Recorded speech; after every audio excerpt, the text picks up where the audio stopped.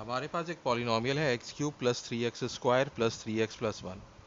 और जब हम इस पॉलिनॉमियल को एक्स प्लस वन से डिवाइड करेंगे तो हमें रिमाइंडर फाइंड आउट करना है। तो इसके लिए हम रिमाइंडर थ्योरम यूज़ करेंगे। तो रिमाइंडर थ्योरम क्या होता है आपका? रिमाइंडर थ्योरम में हम ये करते हैं कि जो पॉलिनॉमियल है आपका, इसको हम पी ऑफ एक्स सपोज कर लेंगे। P of x is equal to x cube plus three x square plus three x plus one.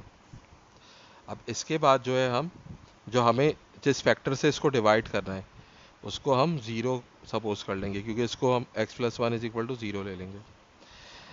तो इससे हमारे पास x की वैल्यू आ जाएगी x is equal to minus one. यहाँ पे प्लस वन है, ये दूसरी साइड पे जाके माइनस वन हो जाएगा। और इस x की वैल्यू को हम इस पॉलिनॉमियल में पुट करेंगे और फिर हमारे पास जो नंबर आएगा वो रिमाइंडर होगा।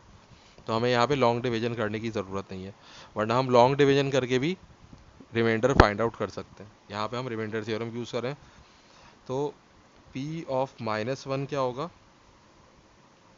माइनस वन क्यूब, जहाँ जहाँ पे x है वहाँ वहाँ पे हम माइनस वन पुट कर देंगे।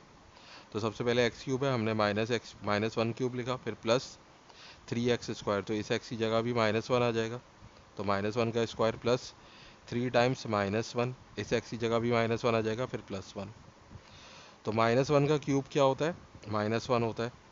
अगर हम माइनस वन को तीन दफ़ा मल्टीप्लाई करें तो क्या आंसर आएगा?